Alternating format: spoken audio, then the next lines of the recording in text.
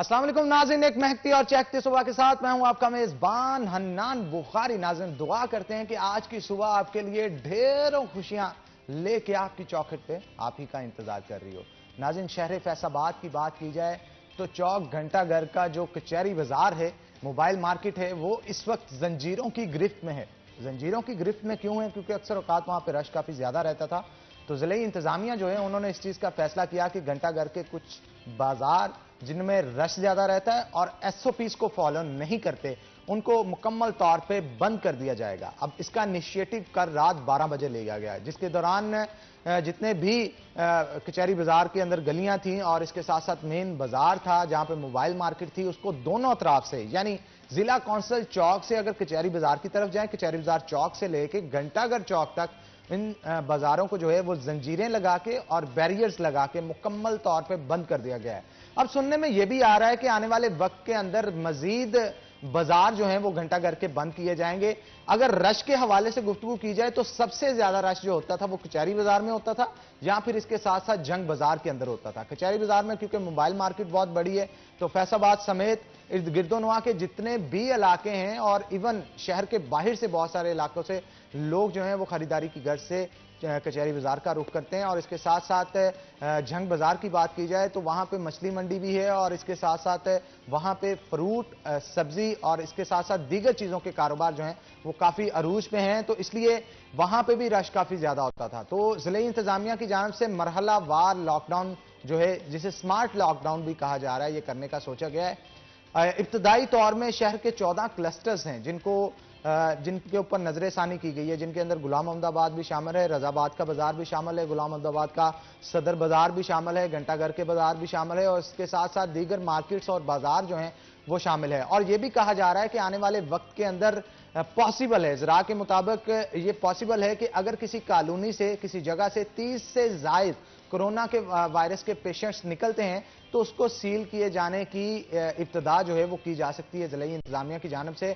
और जब AC city Ayub Bukhari जो है, इनसे कल ये सवाल किया गया, बजाते खुद उनका एक इवेंट मैं कवर करने गया था, तो जब उनसे पूछा गया कि लॉकडाउन के हवाले से क्या तैयारियां चल रही हैं, एसओपीज क्या होंगे, तो उनका ये जवाब था कि डीसी ऑफिस के अंदर अभी मीटिंग चल रही है, अफसरान इस हवाले से सोच रहे हैं और सोचने के बाद एसओपीज तय किए जाएंगे, देन हम स्मार्ट लॉकडाउन की तरफ मूव कर सकेंगे। अब स्मार्ट लॉकडाउन मुकम्मल तौर पे होगा या नहीं, ये आने वाले वक्त के अंदर पता चलेगा, क्योंकि अभी सोशल मीडिया के ऊपर ये भी अफवाहें सुनने को मिल रही हैं कि मरहलावार किया जाएगा। क्योंकि पहले कहा जा रहा था कि कल रात 12 बजे से जिन 14 क्लस्टर्स का जिक्र किया जा रहा है, जिन 14 इलाकों का शहर के का जिक्र किया जा रहा है, उनको मुकम्मल तौर पे बंद कर दिया जाएगा, लेकिन ऐसा नहीं किया गया। अगर अभी बंद किया गया है तो सिर्फ और सिर्फ कचहरी बाजार को बंद किया गया है और ये पॉसिबल है कि आने वाले वक्त के अंदर मरहलावार बाकी बाजारों को बंद करके कॉलोनियों का भी रुख किया जाए, क्योंकि शहर फैसाबाद के अंदर दिन ब दिन कोरोना की तादाद बढ़ती चली जा रही है, जो कि संगीन हद तक पहुंच चुकी है। और यही सूरत हाल रही तो उन लोगों का कहना है कि अस्पतालों के अंदर जो है वो जगह कम पड़ जाएगी और इतने ज्यादा पेशेंट्स को संभालना मुश्किल हो जाएगा, क्योंकि जिनके अंदर सीवियर सिम्टम्स होते हैं कोरोना के, वो तकरीबन 8वें 10वें दिन जाके सांस का प्रॉब्लम उनके अंदर होना शुरू हो जाता है। उसके लिए उनको ऑक्सीजन भी चाहिए, ऑक्सीजन के साथ साथ निगहदाश्त भी चाहिए। तो ऑक्सीजन सिलेंडर्स और वेंटिलेटर्स ही हमारे पास अगर कम होंगे तो हम किस तरह से इतने पेशेंट्स जो हैं उनको हैंडल कर सकेंगे। कल मेडिकल यूनिवर्सिटी के वाइस चांसलर जो है उनकी जान से बताया गया कि अभी कुछ वेंटिलेटर्स हैं जो कि गुलाम अहमदाबाद जनरल हॉस्पिटल, जिसको क्वारंटीन सेंटर बनाया गया है, उसके अंदर मौजूद हैं, खाली हैं। लेकिन हमें फिर भी इस चीज की एहतियात करनी चाहिए कि इतने ज्यादा पेशेंट्स ना कर लें जिनको बचाना ही मुश्किल हो जाए।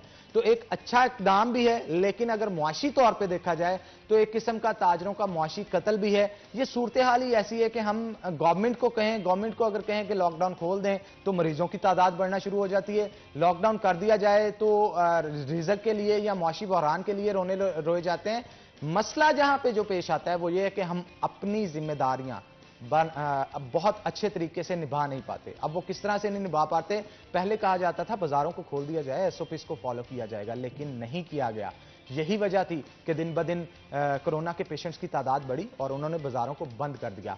तो आज मौजूदा सूरत हाल के ऊपर और इसके साथ साथ महकमा तालीम के हवाले से खास तौर पर हम बात करेंगे, क्योंकि लॉकडाउन अगर दोबारा होता है, लॉकडाउन ना भी हो, अभी तालीमी निजाम जो है वो सर्कल के अंदर नहीं आ सका, स्कूलों, कॉलेजों को और यूनिवर्सिटीज को नहीं खोला गया, उसकी वजह से बच्चों का पढ़ाई का निज़ाम बहुत मुतासिर हो रहा है। अब उसके मुतासिर होने से और दोबारा अगर ये 3 महीने ले, 4 महीने ले, 6 महीने ले, साल ले, जब भी ये सर्कल दोबारा घूमेगा तो महकमा एजुकेशन को बहुत मेहनत करनी पड़ेगी, क्योंकि एक मुंजमद पहिए को दोबारा घुमाने के लिए जोर भी उस कदर ज्यादा चाहिए होता है जितनी ज्यादा कुव्वत से वो जमा होता है। तो इसके लिए हमने आज गुफ्तगू करने के लिए दावत दे रखी है। हमारे साथ सीईओ एजुकेशन अली अहमद सियान साहब मौजूद होंगे और उनके साथ साथ सीनियर रिपोर्टर हैं हमारे सिटी 41 के जहांगीर अशरफ। आप दोनों को वेलकम करते हैं शो के अंदर। पहले मैं चाहूंगा सियान साहब की तरफ चलूं और मौजूदा सूरत के हवाले से पूछूं। सियान साहब, क्या कहेंगे महकमा एजुकेशन और आप खुद बजाते तौर पर जिले इंतजामिया के साथ कदम ब कदम चला के, चाहे वो क्वारंटीन के मसाइल हों या शहर के अंदर दिगर जो विजिट्स करने हों उनके अंदर आप शाना बशाना थे उनके, मैं ये पूछना चाहता हूं, बहुत सारे हमारे महकमे हैं जो कि इस काम में स्टेप फॉरवर्ड नहीं हो रहे, स्टेप बैक यानी बैक फुट पे खड़े हैं, फ्रंट फुट पे आके नहीं खेल रहे। आप फ्रंट फुट में शामिल थे, इसलिए मैं ये आपसे पूछना चाह रहा हूं कि आपके कितने मुलाजमीन थे जो कि ड्यूटियां सर अंजाम दे रहे थे और आपके जिम्मे कौन कौन से काम थे, उन मुलाजमीन के जिम्मे कौन कौन से काम थे, इस हवाले से थोड़ा नाज़रीन को आगाह कीजिएगा ताकि हमें यह पता चल सके। क्योंकि यह कहा जाता है कि एजुकेशन सेक्टर के जितने भी मुलाजमीन हैं, सबसे ज्यादा एजुकेशन के पास मुलाजमीन है, तो वो काम क्या कर रहे हैं, यह सवाल अक्सर उठता था। कल के शो में भी यह सवाल उठा, तो आज हमने आपको दावत दे रखी है, इसलिए ये जानते हैं आप ही की जुबानी कि कितने मुलाजमीन हैं जो कि काम कर रहे हैं और किस किस्म का काम किया जा रहा है। आपकी जानब से कौन कौन से कदम उठाए गए कोरोना को रोकने के लिए? जी, बिस्मिल्लाहिर्रहमानिर्रहीम। सबसे पहले तो आपका शुक्रिया कि आपने मुझे यहाँ पर मदऊ किया।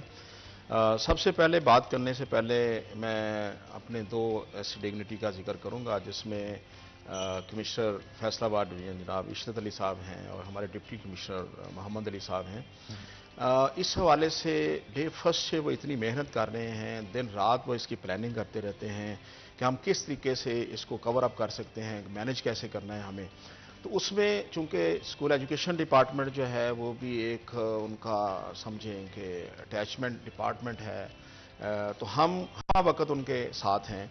तो जब से ये शुरू हुआ सिलसिला, तो जितने भी ज़ायरीन आए, जितने भी लोग अब्रॉड से पाकिस्तान में आए, स्कूल एजुकेशन डिपार्टमेंट ने उनकी रजिस्ट्रेशन की जिम्मेदारी संभाली।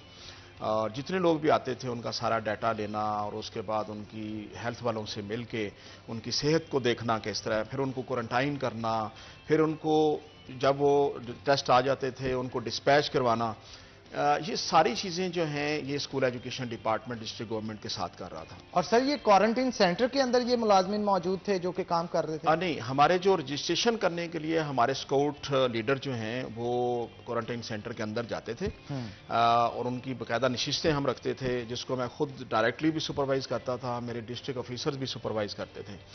तो बाकी जितने भी मामलात हैं वो फिर हमने टीम्स बना दी थी ग्रुप्स की शक्ल में, मॉर्निंग, इवनिंग और नाइट पे, जो डिस्ट्रिक्ट गवर्नमेंट की दूसरी जितने भी टीमें हैं जिनमें एसी साहबान वेन्यू इंचार्ज होते थे उनको साथ सपोर्ट करते थे।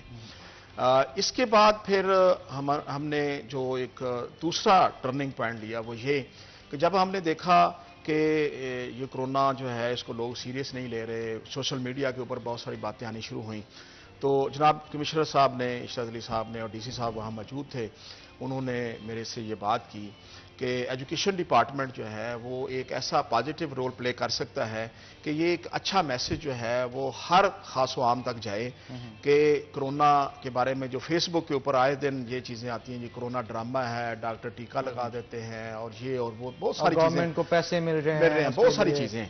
तो उसके ऊपर फिर हमने मैं स्पेशली शुक्रगुजार भी हूँगा कि डॉक्टर सईद अशरफ चीमा साहब, ये अलाइड हॉस्पिटल में बर्न यूनिट के एग्जीक्यूटिव डायरेक्टर हैं। हमने पहले नुसरत फतेह अली ऑडिटोरियम में एक तमाम जितने भी हमारे ऑफिसर्स थे, ईओ, डिप्टी डीओ, डीओज, उसमें हमने टाइगर्स को बुलाया, इमाम मस्जिद जो हैं उनको बुलाया और वहाँ पर बाकायदा तौर पे हमने एक पहला सेशन किया जिसमें डॉक्टर चीमा साहब ने जो है वो एक पूरी 1 घंटे सवा की प्रेजेंटेशन दी। कमिश्नर साहब वहाँ तशरीफ लाए। उसके बाद फिर हमने डॉक्टर अशरफ साहब से मानावाला हायर सेकेंडरी स्कूल में जो हमारे हायर सेकेंडरी और हाई स्कूल के हेड्स हैं इनको हमने ये ट्रेनिंग सेशन करवाए। तो उसके बाद फिर हमारे पास अपने इतने मास्टर ट्रेनर समझ लें या हमारे पास इतनी हेड्स की तादाद आ गई। अब उसको हमने तहसील लेवल पे उसके वेन्यूज बनाए हैं और तहसील लेवल पे भी हम ये काम कर रहे हैं कि उन तमाम लोगों को जो आज भी इसको कोरोना को ड्रामा या पता नहीं क्या क्या नाम दे रहे हैं या डॉक्टर्स के ऊपर इल्जामात लगा रहे हैं, और उन तमाम पेशेंट्स जो एक्चुअली पेशेंट्स हैं उनका भी कोई पता नहीं चल रहा कि वो बेचारे किस हाल में हैं। तो हमने एक ऐसी सोसाइटी के अंदर सोशल मीडिया ने खिचड़ी से पका दी है कि हर बंदा कंफ्यूज हो गया। बिल्कुल आप ठीक कह रहे हैं। जहांगीर भी हमारे साथ मौजूद हैं। जहांगीर, क्या कहेंगे, सोशल मीडिया का रोल पॉजिटिव होना चाहिए, नेगेटिविटी की तरफ क्यों इतना ज्यादा जा रहा है?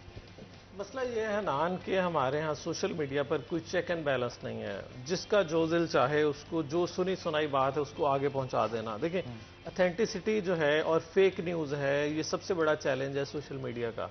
आप जो भी मालूमात देखते हैं, लोग उसको स्टेटस पे लगाते हैं, लोग उसको फेसबुक पे लगाते हैं, व्हाट्सएप के जरिए शेयरिंग करते हैं ग्रुप्स में। तो एक ऐसी जो वीडियो, एक ऐसा मैसेज जिसकी कोई ऑथेंटिसिटी नहीं है, जिसकी कोई क्रेडिबिलिटी नहीं है, वो लाखों नहीं बल्कि करोड़ों लोग उसको आगे फैला रहे होते हैं और उसको हकीकत समझा जाता है उन इमेच्योर बच्चों की तरफ से, लड़कों की तरफ से, लड़कियों की तरफ से, जो सोशल मीडिया पर हमारा एक हजूम बैठा हुआ है ऑलरेडी। उनको नहीं पता। अब कल परसों से एक वीडियो वायरल हुई है, एक नर्स की शक्ल में एक वीडियो मैसेज बनाया किसी टिकटॉकर लड़की ने। उसमें ये बताया, वो खुद कह रही कि मैं अभी ड्यूटी करके आई हूँ हॉस्पिटल से, वहाँ पे टीके लगाए जा रहे हैं, वहाँ पे हर बंदे को कोरोना का पेशेंट बनाया जा रहा है। अब जो उसको देखेगा उसको लगेगा कि ये हकीकत में किसी हॉस्पिटल की नर्स है और इसने ये मैसेज अपना रिकॉर्ड करवाया। अच्छा जहांगीर, इसमें इस चीज का कितना अमल दखल है कि चीप पॉपुलैरिटी हासिल करने के लिए, लाइक्स लेने के लिए, शेयर्स लेने के लिए, व्यूवरशिप लेने के लिए बहुत सारे लोग हैं जो कि इस तरह का ड्रामा कर रहे हैं और ढोंग कर रहे हैं, उनको रोकने वाला कोई नहीं? अच्छा, टिकटॉक तो मैं समझता हूँ कि टोटली ड्रामा ही है। हर चीज उसमें एग्जेजरेट की जाती है, फेक बनाई जाती है, रियलिटी कुछ नहीं है टिकटॉक में, मेरा जहां तक ख्याल है। और ये अलमिया है कि पिछले दिनों हमारे जो गवर्नर पंजाब हैं, उन्होंने टिकटॉकर्स की मीटिंग बुला के कहा कि आप अवेयरनेस दें कोरोना की। अब उसके असरात देखें, ये आ रहे हैं कि फेक वीडियोस बन रही हैं कोरोना के हवाले से, जिसमें अवेयरनेस क्या देनी, लोगों को थ्रेट किया जा रहा है, लोगों को खौफ में मुब्तला किया जा रहा है। और इस हवाले से चूंकि ये सारी, अब उसका उतना शायद बीमारी का उतना असर नहीं होगा जितना उसके खौफ से लोग नफसियाती तौर पर बीमार होना शुरू हो जाएंगे। टेंशन जो है ना इस नाम की, कोरोना की, वो उस बीमारी से कहीं आगे जा चुकी है। अब हर बंदा, उसके माइंड में यही है कि मुझे खांसी भी आ गई तो ये ना हो कोरोना हो जाए, मुझे अगर टेम्परेचर हो गया तो मैं शायद पता नहीं क्या हो जाएगा, बिस्तरे मर्ग पे चला जाऊंगा। तो ये इतना ज्यादा इसका खौफ और हिरास, और ये सिर्फ और सिर्फ इसी हवाले से है कि सोशल मीडिया पर फेक न्यूज़ इतनी ज़्यादा हो गई है कि आपकी जो ऑथेंटिक न्यूज़ है वो बहुत पीछे चली गई है। देखिए, हर बंदे के हाथ में एंड्रॉयड मोबाइल है, आप टीवी स्क्रीन नहीं देख रहे, जो ऑथेंटिक इन्फॉर्मेशन है वो आप नहीं देख रहे। आप देख रहे हैं एंड्रॉयड पे व्हाट्सएप ग्रुप्स आ रहे हैं, एंड्रॉयड पे आप फेसबुक चेक कर रहे हैं, उसमें वही फेक पोस्ट आ रही हैं जिसकी कोई ऑथेंटिसिटी नहीं है, उसका कोई बैकग्राउंड नहीं है कि ये किसने इनिशिएट की। अगर इसी लड़की की एग्जांपल लें, किसी को नहीं पता कि वो नर्स किस हॉस्पिटल से है या वो डॉक्टर किस हॉस्पिटल से है, वो किस सिटी से है, किस हॉस्पिटल को वो मेंशन कर रही है, ये कुछ भी नहीं बताया। लेकिन उसके बावजूद वो वीडियो मेरा ख्याल है कि मिलियंस में शेयर हो चुकी है। तो इसका मतलब है कि वो एक फेक प्रोपेगेंडा वो हजारों, लाखों नहीं, करोड़ों लोगों तक पहुंच चुका है और इसको रोकने के लिए हुकूमत को चाहिए कि वो जैसे, यही मैं पूछना चाह रहा हूं कि गवर्नमेंट टिकटॉकर को बुलाती है, सोशल मीडिया एक्टिविस्ट को बुलाती है, उनको काम मुख्तलिफ सौंप दिए जाते हैं, ये काम क्यों नहीं सौंपा जाता कि आप ऑब्जर्व करें, जो गलत वीडियो बना रहा है उसको ब्लॉक किया जाए, उसके अकाउंट जो है उनको बंद किया जाए। इस तरफ नहीं आ रहे, बल्कि उल्टे। सिर्फ ब्लॉक करना नहीं, मैं समझता हूँ इस वक्त जो सूरत हाल चल रही है, आपको पता है कि ऑर्डिनेंस भी मुख्तलिफ इस नौयत के मौजूद हैं, इनके खिलाफ तो क्रिमिनल एक्ट के तहत पर्चे होने चाहिए, मुकदमात का अंदराज होना चाहिए जो फेसबुक पर, सोशल मीडिया पर गलत मालूमात को आगे शेयर कर रहे हैं अपने वीडियोस बना बना के। तो ऐसे लोगों को मैं समझता हूँ कि स्नब भी करना चाहिए और बाकायदा तौर पर पुलिस को इसमें रोल अदा करना चाहिए, साइबर क्राइम को इसमें रोल अदा करना चाहिए कि वीडियो अगर किसी रियलिटी बेस है तो उसको देखें, और अगर फेक वीडियोज है कि बगैर गुमनाम एक शख्स, एक लड़का लड़की आके कह रहे हैं कि मैं हॉस्पिटल में ड्यूटी करके आया हूँ, वहाँ ये सूरत हाल है, उसको जज करें कि अगर तो वो रियल में डॉक्टर है या नर्स है या पैरामेडिकल स्टाफ है तो उसको भी जज करें क्या है कि ये हकीकत है या नहीं। और अगर वो सिर्फ एक टिकटॉकर है तो वो खुद को वो डॉक्टर नर्स बता रहा है या बता रही है, तो उसके खिलाफ मैं समझता हूँ कि क्रिमिनल एक्ट के तहत ना मुकदमात का अंदराज होना चाहिए, फिर ये सिलसिला रुकेगा। बिल्कुल ठीक कह रहे हैं। हमारे साथ सियान साहब भी मौजूद हैं, उनसे भी गुफ्तगू करते हैं। सर, आप क्या समझते हैं सोशल मीडिया पे ये जो तरीकाकार इस्तेमाल किया जा रहा है और इस तरीकाकार से बहुत सारे नुकसानात हमारे माशरे को फेस करने पड़े हैं, क्योंकि हर एक शख्स के जेब में मोबाइल है और 3G 4G आ चुका है, जो जिसको जो जानना होता है फेसबुक खोलता है, सोशल मीडिया अकाउंट्स खोलता है, हर चीज वहां पे मौजूद होती है और जो देखता है उसी को मान लेता है, चाहे वो सही है या गलत है। गवर्नमेंट को इसमें कुछ रोल प्ले करना चाहिए, कोई महकमा एजुकेशन की तरफ से या कोई इस तरह का लाहे अमल तैयार होना चाहिए जिससे ये फेक इंफॉर्मेशन जो है, जो सबसे डिस्टर्बेंस ज्यादा क्रिएट कर रही है हमारे मुआशरे के अंदर, इसे रोका जा सके। देखें, सबसे पहले तो मैं जहांगीर ने बड़ी अच्छी बात की है, बल्कि वो जितनी बातें इसने की हैं उनसे मैं मुतफिक हूँ।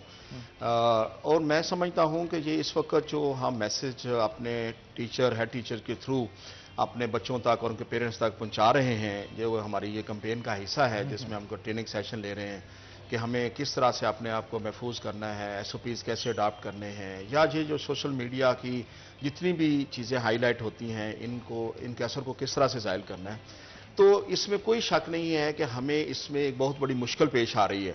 हम अपने टीचर्स को, अपने हेड टीचर्स को जब ये बताते हैं ये सारी चीज़ें फेक हैं, इसमें एक्चुअली कोई ऐसी बात नहीं है, तो दूसरी तरफ पे जो सोशल मीडिया पे ये चीज़ें आए दिन नई और नई आती है तो हमें उनका सामना करना पड़ता है, उनकी जस्टिफिकेशन देनी पड़ती है।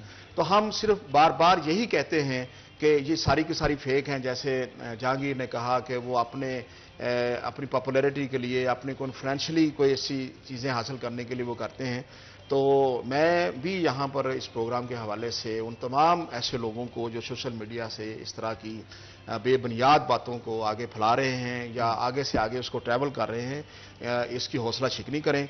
और अपनी ज़िलाई इंतज़ामिया से भी और अपनी जो पंजाब की गवर्नमेंट है, हुकूमत पाकिस्तान से भी मैं रिक्वेस्ट करूँगा कि ये एक आम आदमी जो है उसके अंदर बजाय इसके कि हम कोई इंकरेजमेंट लाएं, बजाय इसके कि उसको हम उसकी इम्यूनिटी डेवलप करने के लिए कोई असबाब पैदा करें, उनको हौसला दें। बिल्कुल, उसको हौसले की बजाय उसकी हौसला शिकनी करने की वजह से इम्यून सिस्टम डिप्रेस हो जाता है। तो मैं CPO फैसलाबाद से, DC फैसलाबाद से ये गुजारिश करूंगा कि कोई साइबर क्राइम सेल जो है अगर बना हुआ है तो उसे एक्टिव किया जाए, और अगर नहीं बना तो खासतौर पर कोई टीम तश्कील दी जाए ताकि ऑब्जर्व कर सकें ऐसे लोग जो कि शहर के अंदर रॉन्ग इंफॉर्मेशन फैला रहे हैं, उनके खिलाफ कार्रवाई की जा सके। तो नाज़रीन, एक ब्रेक लेंगे, ब्रेक के बाद दोबारा हाजिर होते हैं, कहीं मत जाइएगा, हमारे साथ रहिए।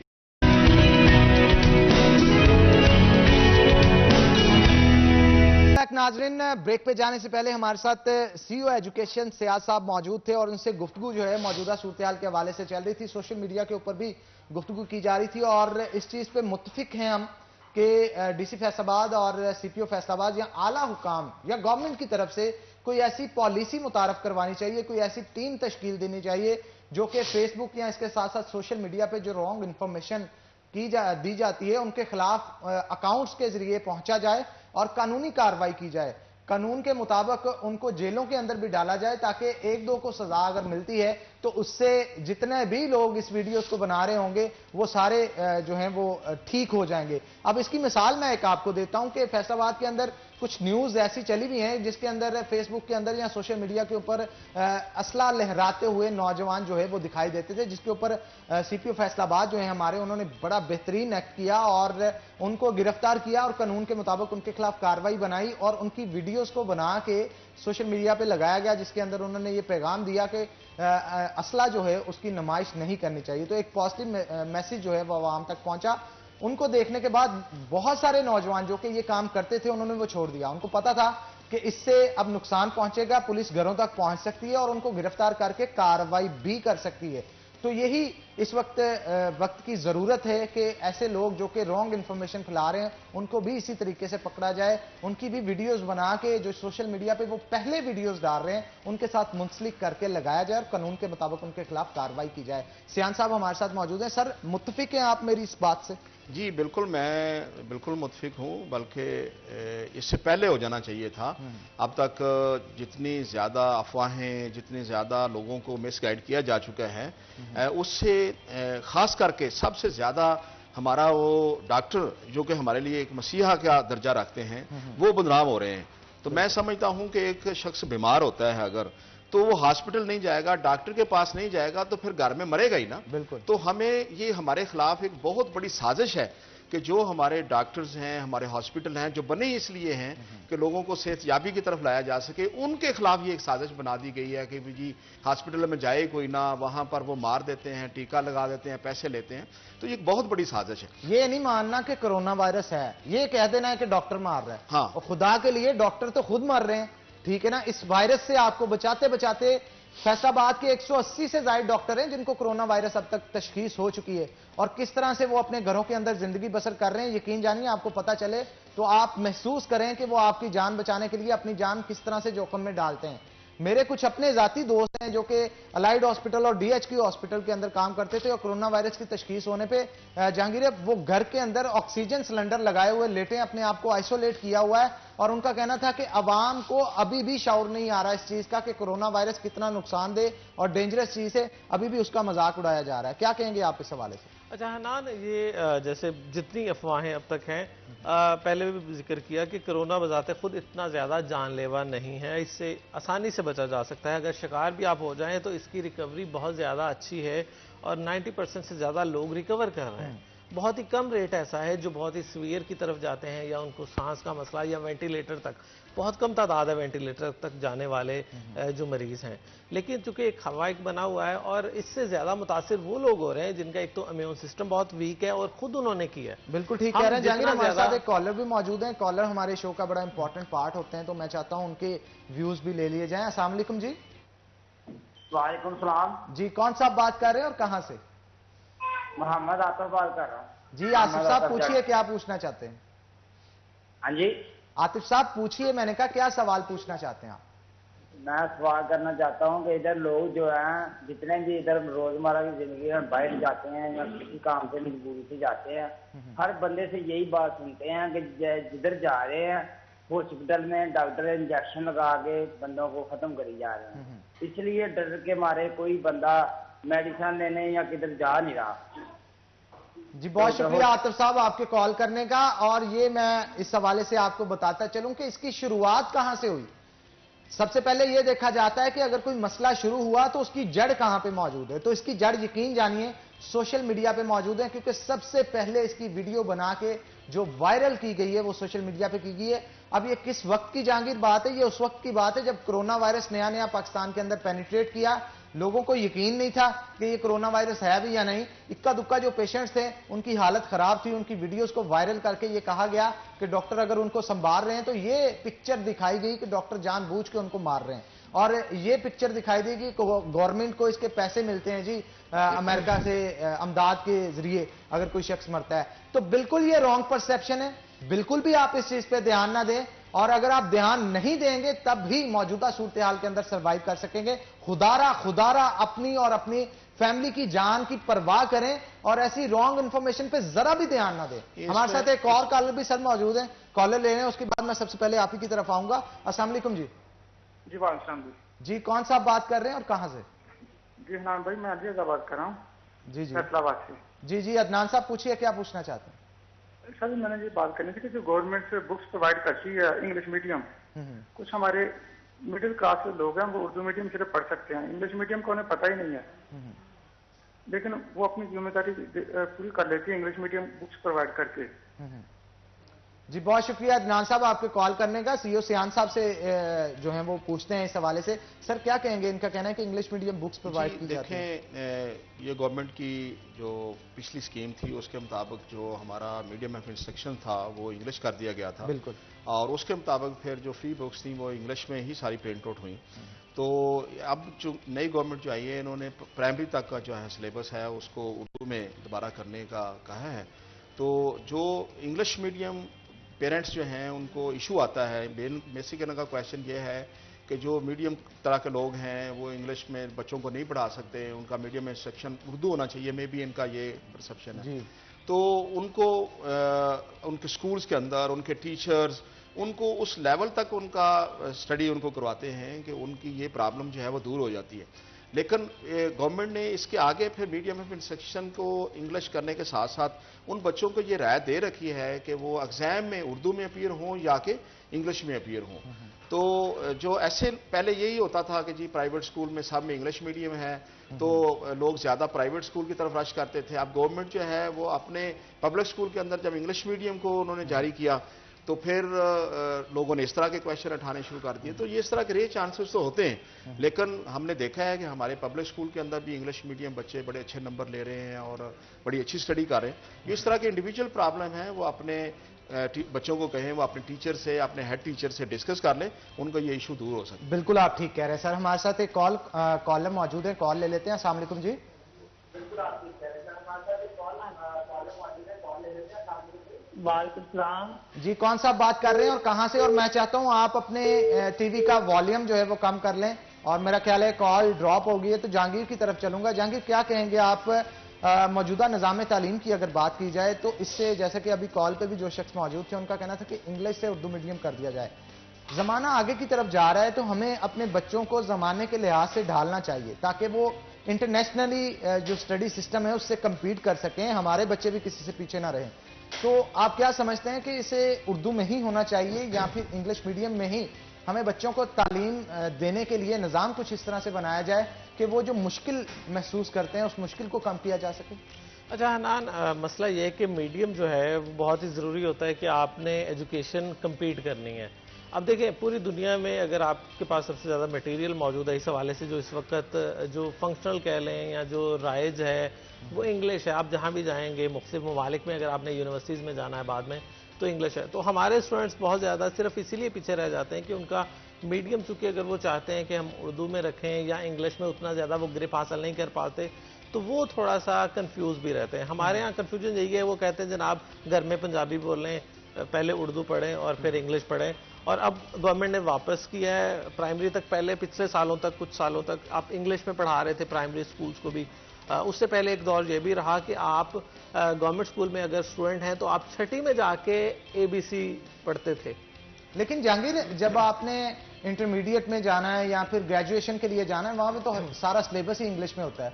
तब जाके मुश्किल में पढ़ने की बजाय अगर बच्चे को बुनियादी तौर पे हर चीज अच्छे से सिखा दी जाए तो मेरा ये अपना मानना है कि आगे जाके बच्चे को काफी आसानी फील होगी। बिल्कुल ऐसा ही कि अगर आप प्राइमरी में ही इंग्लिश मीडियम फोकस करवा लें, देखिए इतना मुश्किल नहीं है ये इंग्लिश मीडियम, बस एक इसका हवा और एक खौफ बनाया हुआ है। और ऐसे कुछ लोग जो कहते हैं जनाब हमारा बच्चा तो इंग्लिश पढ़ नहीं सकता, हालांकि बच्चे की वो एज है कि उसको आप इंग्लिश पढ़ा दें, इवन उसको कोई भी लैंग्वेज अगर इस एज में शुरू करवा दें तो उसके लिए वो कोई मुश्किल नहीं रहेगी।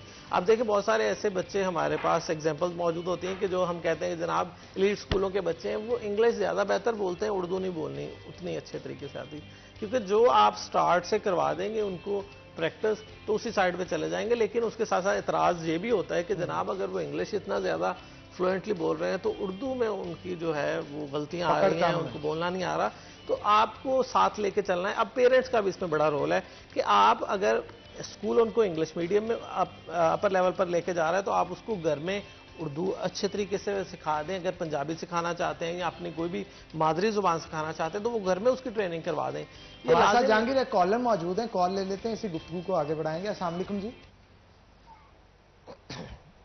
जी, कौन सा बात कर रहे हैं और कहां से? एक मिनट चेक करता आप। जी, आप सुन पा रहे हैं मुझे? मेरा ख्याल है मेरी आवाज उन तक नहीं पहुंच रही, तो कॉल ड्रॉप हो चुकी है। अच्छा जहांगीर, इसी गुफ्तगू को आगे बढ़ाते हैं। अच्छा हनान, मसला ये है कि हम हर चीज बतौर पेरेंट्स स्कूल पे डाल देते हैं कि जो इसकी तरबियत करनी है, जो इसको सिखाना है, जो इसकी ग्रूमिंग करनी है वो स्कूल ने करनी है। हालांकि ये बिल्कुल एक रॉन्ग परसेप्शन है। जब तक घर पेरेंट्स इसमें खुद इन्वॉल्व नहीं होंगे, खुद बच्चे पे नजर नहीं रखेंगे, खुद बच्चे को देखिए, कुछ ऐसी चीजें हैं वो आप घर से भी सीखते हैं ना, आप हर चीज स्कूल पे नहीं डाल सकते। और अब चूंकि जब से लॉकडाउन हुआ है अब तो सारी जिम्मेदारी घर पे आ पहुंची है। अगर ऑनलाइन क्लासेस होंगी, देखिए जब तक कोरोना की वबा मजीद एक्सटेंड होती है, क्योंकि अभी तक अगस्त का टाइम है और ये श्योर नहीं है कि सितंबर में तालीमी इदारे खुल जाएंगे, तो अभी वालिदैन को ये सोचना है कि अब वो 24 घंटे बच्चे घर में हैं, वालिदैन के पास हैं। अगर वो ऑनलाइन एजुकेशन भी हासिल करेंगे तो उसके टीचर उसके वालिदैन ही हैं, क्योंकि टीचर तो ऑनलाइन बैठा होगा ना कंप्यूटर के दूसरी साइड पे। आपका जो मौजूदा इन्वायरमेंट है वो आपके पेरेंट आपको कहेंगे कि आप बैठ के क्लास अटेंड करो, नहीं करो, क्या करो। उसको मजीद अगर रिपीट करवाना है, रिवाइज करवाना है, वो सारी पेरेंट की जिम्मेदारी है। तो ये सारी चीज़ें जो हैं वो अब बहुत ज़्यादा इन्वॉल्वमेंट पेरेंट की इसमें है कि वो उनको जिस तरह ग्रोम करना चाहते हैं, वो उसको जिस लैंग्वेज में प्रमोट करवाना चाहते हैं, जिस लैंग्वेज वो अगर वो चाहते हैं कि इंग्लिश के साथ उर्दू हो, पंजाबी हो या जो भी उनकी मादरी ज़ुबान है, तो घर में उसको ट्रेन करवाएं। किसने रोका है? स्कूल वाले तो नहीं कहते घर में आप इसको, लेकिन उसको साथ साथ इंग्लिश की तालीम भी दें ताकि वो आगे जाके बाकी बच्चों के साथ, माशरे के साथ और दुनिया में जो निज़ाम तालीम चल रहा है उसके साथ कम्पीट कर सके। ब्रेक का वक्त हो गया है, तो नाज़रीन एक छोटी सी ब्रेक लेंगे, ब्रेक के बाद दोबारा हाजिर होते हैं। कहीं मत जाइएगा, हमारे साथ रहिए। अंदर अगर गुफ्तगू की जाए पाकिस्तानी अवाम की, तो इस मौजूदा सूरत हाल में जो जद्दोजहद वो कर रही है और जिस तरह से कोरोना वायरस से लड़ी और जो भी मसाइल पेश आ रहे हैं, चाहे वो मुआशी हालात से हों या दीगर मसाइल हों, उनको बड़े बेहतरीन अंदाज में हमारी पाकिस्तान की आवाम हैंडल कर रही है। और हैंडल करने के साथ साथ जद्दोजहद भी कर रही है, जज्बा भी उनके अंदर मौजूद है। और वो जज्बा ये है कि हम इस मुश्किल वक्त से निकल के रहेंगे, चाहे हमें कोई भी कीमत इसकी अदा करनी पड़े। और ये एक ऐसा मोटर ऑयल है, आइकन मोटर ऑयल की अगर बात करें तो ये खास तौर पर पाकिस्तान के एनवायरमेंटल फैक्टर्स को देखते हुए तैयार किया गया है। यहां पे बहुत सारे इलाके ऐसे हैं जहां पे बहुत ज्यादा गर्मी है, बहुत ज्यादा डस्ट है और बहुत सारे इलाके ऐसे हैं जहां पे सर्दी होती है। तो तमाम मौसमी फैक्टर्स को, एनवायरमेंटल फैक्टर्स को देखने के बाद खास तौर पे इस मोटर ऑयल को पाकिस्तान की मशीनरी के लिए बनाया गया है, ताकि जो मशीनरी है, चाहे वो मोटरसाइकिल है, गाड़ी है या फिर किसी और मशीनरी के अंदर आपने मोटर ऑयल इस्तेमाल करना है, तमाम फार्मूलाज इसके मौजूद हैं। और आप वो मोटर ऑयल खरीदने के बाद अगर इस्तेमाल करते हैं तो उससे होगा क्या? उससे ये होगा कि आपकी मशीनरी की शेल्फ लाइफ इंक्रीज कर जाएगी और उसकी एफिशिएंसी दिन ब दिन डिक्रीज होने की बजाय इंक्रीज कर जाएगी। यानी बहुत सारी मशीनरीज जिनके अंदर आप अच्छा मोटर ऑयल इस्तेमाल नहीं करते, वो नुकसान पहुंचाता है आपकी मशीनरी को, और यही वजह होती है कि बार बार उनको रिपेयर करवाना पड़ता है। तो हमारी तो ये सजेशन है, आइकन मोटर ऑयल लें और अपने आप को भी सुखी रखें, अपनी मशीन को भी। और इसके साथ साथ एक और मुस्बत पैगाम है जो कि आइकन मोटर ऑयल की जानब से दिया गया है, और वो ये मुस्बत पैगाम है कि 70 साल हो गए हैं पाकिस्तान को जो है वो जद्दोजहद के अंदर मुब्तला हुए। और इस जद्दोजहद के अंदर नफ्सियाती अमल दखल कितना है? नफ्सियाती अमल दखल इस कदर ज्यादा है कि हम ये नहीं सोचते कि हमें दूसरे सहारों की जरूरत नहीं लेनी, बल्कि इस मसाइल से खुद ही जूझना है और खुद ही इन मसाइल से हमने निकल के बाहर आना है। तो इसके लिए हमें एक नफ्सियाती बैरियर जो हमारे इर्द गिर्द लगा हुआ है, इस बैरियर को तोड़ के अपनी तरक्की के रास्तों को हमवार करने की जरूरत है। और वो तरक्की के रास्ते किसी और ने नहीं, हमने एक कौम होके, एक हजूम नहीं बल्कि एक कौम होके हमने इस तरक्की के रास्ते को हमवार करना है। और यकीन जानिए, हमारी कौम ऐसी कौम है जो कि अगर तहैया कर ले, फैसला कर ले इस चीज का कि हमने बहुत आगे जाना है, तो इसको कोई नहीं दुनिया की ताकत रोक सकती और रोकेगी भी नहीं, क्योंकि हमारे जज्बे एक तो इस्लामी पॉइंट ऑफ व्यू से बड़े स्ट्रांग है और दूसरा एक कौम की हैसियत से हमारे जो नजरियाती फैसले हैं वो बड़े स्ट्रांग होते हैं। इसलिए हमें एक नफ्सियाती बैरियर जो है वो तोड़ने की जरूरत है और इसे तोड़ के आगे बढ़ने की जरूरत है। जैसे ही हम आगे बढ़ देंगे तो इंशाअल्लाह ताला दुनिया में वो वक्त दूर नहीं जब पाकिस्तान जो है उसका झंडा सबसे बुलंद लहराएगा। और ये पैगाम अगर किसी ने आपको दिया है तो वो आइकन मोटर ऑयल वालों की जानब से दिया गया है। इसके साथ साथ आपको यह भी बताता चलूं कि फैसलाबाद ही नहीं बल्कि पूरे पाकिस्तान में 30,000 से ज्यादा शॉप्स हैं जहां पे आइकन मोटर ऑयल मौजूद है। आप उनको खरीद सकते हैं, खरीद के मशीनरीज के अंदर इस्तेमाल कर सकते हैं। और इस्तेमाल करने से क्या होगा, आपकी मशीनरी की शेल्फ लाइफ इंक्रीज करेगी, इंजन जो है वो एफिशिएंटली वर्क करेगा। और जब आपको आपकी मशीनरी परेशानी नहीं देगी तो आप भी सुखी रहेंगे, आपका घर भी सुखी रहेगा और आपकी मशीनरी भी बेहतरीन तरीके से काम करेगी। तो इसलिए हम ये सजेस्ट करते हैं कि मशीनरी के लिए दीगर फार्मूलाज जो आइकन मोटर ऑयल के मौजूद हैं आप वो इस्तेमाल करें ताकि आपकी लाइफ बेहतर हो सके। तो हमारे साथ सीईओ अली अहमद सियान साहब मौजूद हैं, उनसे गुफ्तगू करते हैं, पूछते हैं कि मौजूदा सूरत हाल के हवाले से उनका क्या कहना है। क्योंकि निज़ाम तालीम जो है वो मुंजमद हो चुका है। पहले तो ये कहा जाता था कि कुछ दिन की छुट्टियां हैं, बच्चों को घरों पे पढ़ाया जाएगा, कुछ चैनल्स भी मुतारफ करवाए गए, ऑनलाइन क्लासेस भी हुई, लेकिन अब तो घरों के अंदर भी बच्चे पढ़ना बंद हो गए। अब उसके लिए क्या तरीकाकार इख्तियार करना पड़ेगा? सर मैं ये जानना चाहूंगा, कोई लाहे अमल तैयार किया गया?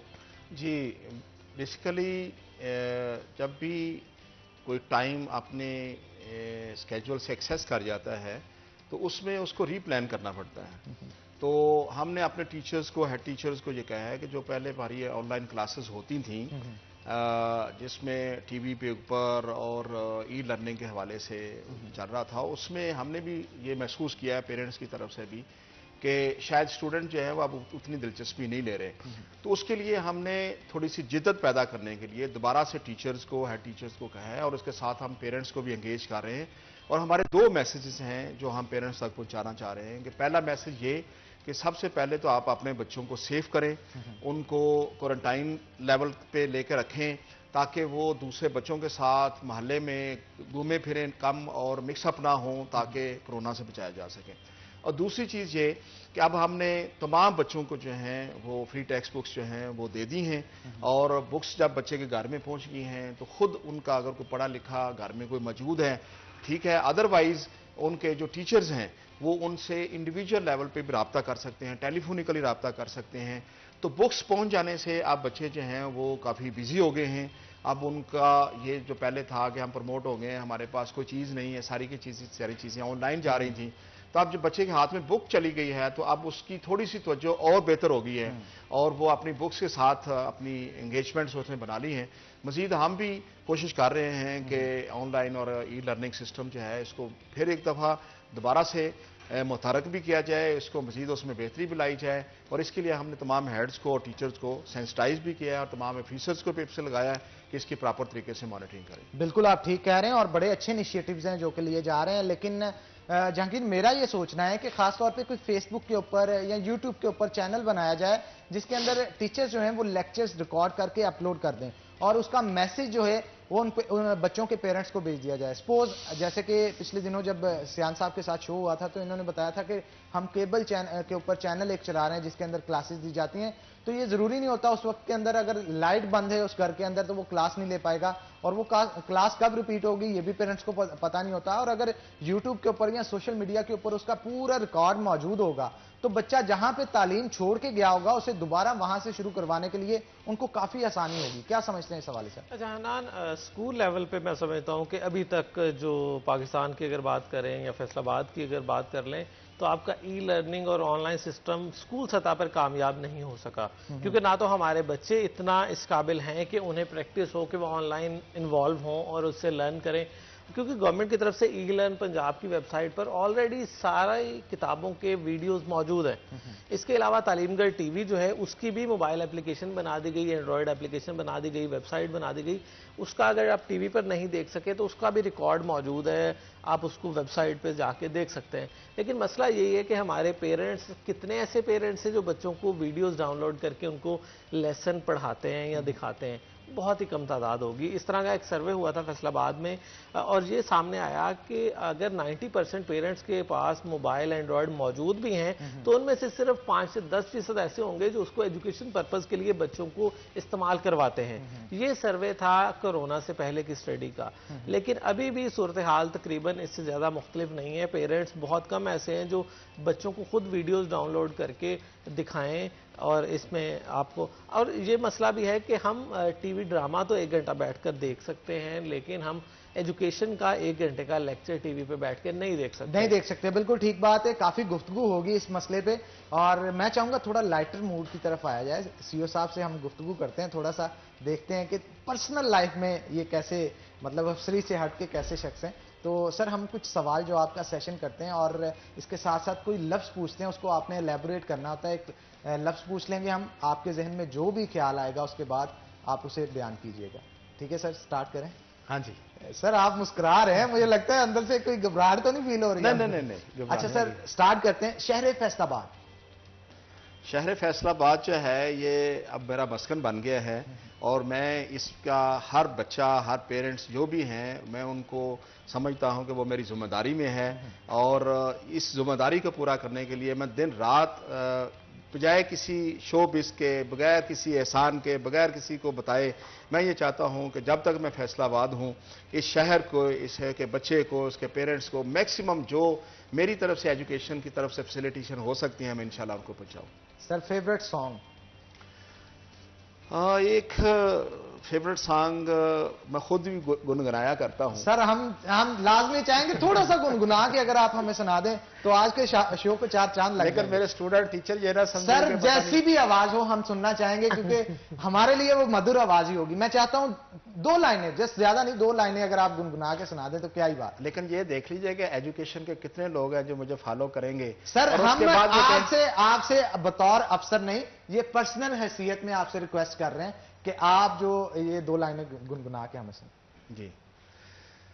आशकां तो सोना मुखड़ा लकाउण लई सज्जना ने बूए अगे चिक ताण लई, चिक ताण लई, चिक ताण लई हो। आशकां तो सोना मुखड़ा लकाउण लई सज्जना ने बूए अगे चिक ताण लई, चिक ताण लई, चिक ताण लई हो।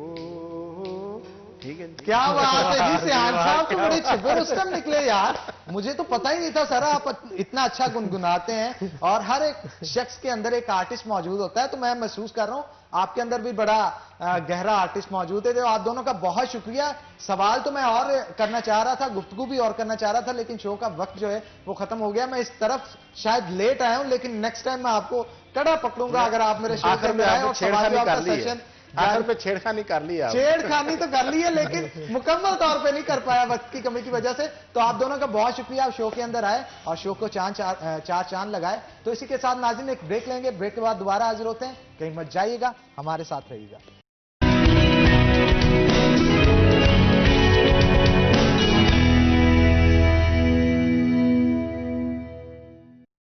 अगर आप चाहते हैं कि आपकी शख्सियत जो है वो बेहतरीन हो, तो शख्सियत को संवारने के लिए आपका हेयर स्टाइल और इसके साथ साथ आपके कपड़े बेहतरीन होने चाहिए ताकि आपके शख्सियत को 4 चांद लग सकें। अगर मेरे हेयर स्टाइल की बात की जाए तो प्राइम हेयर क्लब से बनवाया गया, और मेरी ड्रेसिंग जो है वो लिबास वालों की जान से स्पॉन्सर की गई है। और अगर आप लिबास से कोई परचेजिंग करना चाहते हैं तो सुसा रोड फैजान मदीना चौक के अंदर इनकी आउटलेट मौजूद है, वहां पर जाएं, मनपसंद कपड़े खरीदें और अपनी शख्सियत को 4 चांद लगाएं। हमारा फेवरेट सेगमेंट स्टार्ट हो चुका है, किचन के अंदर मैं मौजूद हूं। और अगर आप चाहते हैं कि शेफ सलमान से किसी किस्म की कोई रेसिपी पूछना चाहते हैं, या फिर आज जो रेसिपी तैयार की जाएगी, टीवी को लेट आप ट्यून करते हैं हमारे चैनल के ऊपर, तो आप कॉल कर सकते हैं शो के अंदर लाइव, और लाइव कॉल के दौरान आप पूछ सकते हैं जो भी सवाल आप शेफ सलमान से पूछना चाहते हैं, किसी सूरत हाल के ऊपर पूछना चाहते हैं, या फिर इसके साथ साथ कोई रेसिपी खास जो आप घर के अंदर बनाना चाह रहे हैं उसके ऊपर अगर आप गुफ्तगू करना चाहते हैं तो लाइव शो के अंदर आप कॉल कर सकते हैं। नंबर जो है वो आपकी स्क्रीन पे नीचे दिया गया है। तो किचन के अंदर बिना किसी देर के चलते हैं और देखते हैं शेफ सलमान आज क्या बना रहे हैं, उन्हीं से जानते हैं। और आज जो इंग्रेडिएंट्स पड़े हुए हैं उनको देख के मुझे यूं महसूस हो रहा है कि आज कुछ बड़ी जबरदस्त और चटपटी चीज जो है वो बनाने जा रहे हैं। तो शेफ सलमान हमारे साथ मौजूद है, उनसे गुफ्तगू करते हैं। कैसे हैं आप? मैं ठीक, अल्हम्दुलिल्लाह। अच्छा शेफ, मुझे बताइएगा आज क्या हम तैयार करने जा रहे हैं? आज हम हनी विंग्स बनाएंगे और बनाएंगे नमकीन पेस्ट्री। अच्छा, हनी विंग्स यानी कि मीठा जो है वो आपको सुनते ही मुंह में पानी आना शुरू हो जाता है, और नमकीन भी साथ मौजूद होगा। नमकीन पेस्ट्री की क्या कहानी है मैं जानना चाहूंगा थोड़ा सा, क्योंकि ये नाम ही शायद मैं पहली दफा सुन रहा हूं। जी, इसीलिए आपने देखा होगा, आपने मीठी पेस्ट्रियां तो बहुत ज्यादा खाई होंगी, आज हम आपको नमकीन पेस्ट्री बना के खिलाएंगे। अच्छा, इसकी रेसिपी क्या होगी, टेक्सचर कैसा होगा? मेरे जहन में बहुत सारे सवाल आ रहे हैं, इसलिए मैं चाहता हूं मैं जो सवाल पूछूं आपसे आप खुद ही जवाब देते जाएं ताकि पता चले ये नमकीन पेस्ट्री है क्या। जी, मैं आपको इसके इंग्रेडिएंट्स बता दूं। इसका जो टेक्सचर होगा वो तो बिल्कुल सेम टू सेम पेस्ट्री की तरह होगा। इसमें हमें इंग्रेडिएंट्स ब्रेड यूज होगी इसका हम मिक्सचर बता देता हूँ। मिक्सचर बनाएंगे, ऑयल लेंगे, उसमें गार्लिक जिंजर को सोते करेंगे, सोते करने के बाद उसमें हम टमाटर और ऑनियन ऐड करेंगे। ऑनियन को सोते करके उसमें स्पाइसेस ऐड करेंगे, रेड पेपर, ब्लैक पेपर और सॉल्ट। इसको हम अच्छे से पका लेंगे। हमने चिकन को बॉयल कर लेना है, चिकन को बॉयल करके उसके रेशे बना लिए। रेशे बना इसलिए कि ताकि हमारे पास वक्त कम था। अच्छा, जब हमारा ये मिक्सचर फ्राई हो जाएगा, फ्राई होने के बाद हमने ये चिकन को उसमें ऐड कर देना है। ऐड करने के बाद वो हमारा पेस्ट्री का मिक्सचर रेडी हो जाएगा। उसके बाद हमने ब्रेड को टोस्ट करना है। ब्रेड के एक पीस पे हमने मायोनीज लगानी है, मिक्सचर लगाना है, फिर टोस्ट ब्रेड रखनी है, मायोनीज लगा के मिक्सचर लगा के उसको वो 3 लेयर के साथ आपका एक सैंडविच इस टाइप रेडी हो जाएगा। वो बिल्कुल सैंडविच वैसा ही होगा जैसे पेस्ट्री होती है, क्योंकि पेस्ट्री को भी जब कट किया जाता है तो आप देख सकते हैं उसके अंदर मुख्तलिफ लेयर्स होती हैं, चाहे वो चॉकलेट की हो, क्रीम की हो। तो उन लेयर्स की तरह ही शेफ सलमान की जान से आज चीजें तैयार की जाएंगी। और रेसिपी सुनने के बाद मेरे मुंह में भी पानी आ रहा है, और मेरा ख्याल है नाज़रीन जो देख रहे होंगे उनके मुंह में भी पानी आ रहा होगा। बिना किसी वक्त को जाया किए मैं चाहता हूं सेकंड रेसिपी के हवाले से भी आप शुरू करने से पहले बता दें कि आज जो हम चिकन विंग्स बनाने जा रहे हैं, हनी विंग्स, उसकी रेसिपी किस तरह से तैयार की जाती है। क्योंकि यहां पे आप नाज़रीन देख रहे हैं कि चिकन विंग्स जो है पहले से ही मैरिनेट किए गए शेफ सलमान की तरफ से, और मैरिनेशन का इसका अमल क्या होगा ये भी इनसे जानते हैं, और इसको तैयार कैसे किया जाएगा ये भी इन्हीं की जुबानी जानते हैं। शेफ सलमान क्या कहेंगे, आज हम चिकन विंग्स तैयार करने जा रहे हैं शहद वाले, तो इसको मैरिनेशन का तरीका बताएंगे। विंग्स आपने नॉर्मली जो आपको सिंपल मिलते हैं सिंपल ले लें, स्किन वाले मिलते हैं स्किन वाले ले लें। अगर स्किन वाले लेंगे तो वो ज्यादा जूसी और सॉफ्ट बनेंगे। लेने के बाद आपने इसको अच्छे से वॉश कर लेना है। अगर स्किन वाले विंग्स है तो आपने मस्त ये याद रखना है कि इसको विनीगर में वॉश करना है। इसके अंदर ब्लड होता है वो नहीं निकलता। अच्छे से इसको वॉश कर लेना है। अच्छा, इसकी मैरिनेशन बता दूं, मैरिनेशन में इसके गार्लिक जिंजर पेस्ट ऐड होगा, आपने वो ऐड करना है, red pepper, black pepper, chicken powder, salt और ग्रीन चिली को चॉप करके डाल देना है। इसको आपने मैरिनेट करके 1 से 2 घंटे के लिए फ्रिज में रख देना है। मैरिनेट हो जाएगा, उसके बाद हमने इसकी कोटिंग करनी है। कोटिंग हमने मैदे में करनी है, फ्लोर में इसकी कोटिंग करेंगे। कोटिंग हो जाएगी तो हम इसको नॉर्मली जैसे आम विंग्स होते हैं, जो चिकन विंग्स, क्रिस्पी विंग्स, उसको फ्राई करते हैं वैसे फ्राई कर लेंगे। उसके बाद इसकी सॉस हम बनाएंगे, जो हनी सॉस होगी वो इसकी बेसिक सॉस है, वो हम बनाएंगे। उसके लिए हमें हनी चाहिए, गार्लिक चाहिए और शुगर चाहिए। अगर आपने ज्यादा क्वांटिटी में करना है तो हनी तो बहुत कॉस्टली होगा, आप ब्राउन शुगर भी उसके लिए यूज कर सकते हैं। अच्छा, मुझे ये बताइएगा, ये जो तैयार किया जाएगा ये घी किस में तैयार किया जाएगा, घी में या ऑयल में तैयार? ये हबीब कुकिंग ऑयल में यूज किया जी, हबीब कुकिंग ऑयल में इस्तेमाल होगा। और हबीब कुकिंग ऑयल की खासतौर पे बात की जाए तो ये ट्रिपल ब्लेंड के साथ इसे बनाया गया है, डबल रिफाइन तरीके से। इसके अंदर ओमेगा 6 और ओमेगा 3 फैटी एसिड दोनों मौजूद हैं, जो कि दिल की सेहत के लिए यानी आपकी हार्ट हेल्थ के लिए इंतहाई इंपॉर्टेंट है, क्योंकि ये दिल का मामला है। और इसके साथ साथ इसके अंदर बहुत सारे विटामिन है, जिनके अंदर vitamin A, vitamin D, vitamin E मौजूद है।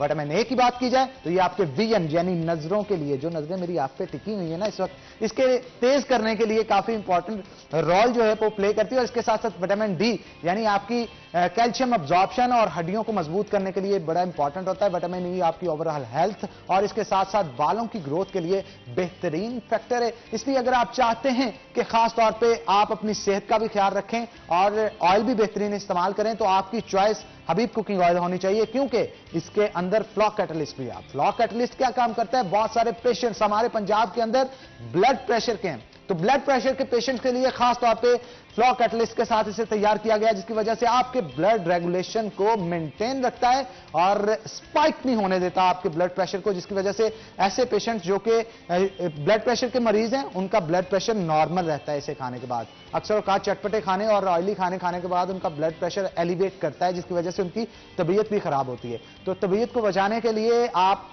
हबीब कुकिंग ऑयल इस्तेमाल करें।